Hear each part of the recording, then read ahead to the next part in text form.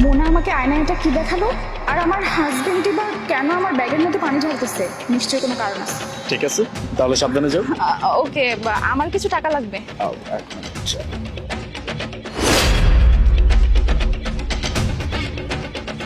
এই নাও। Okay baby, thank you. হ্যাঁ, বাই।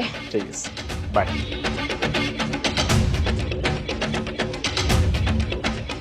এইবার বুঝবো যে তুমি কোথায় যাও। তুমি প্রতিদিন আমাকে কোনো না কোনো অজুহাত দিয়ে চলে যাও, কিন্তু তুমি যে কোথায় যাও সেটা আমি বুঝতে পারি না।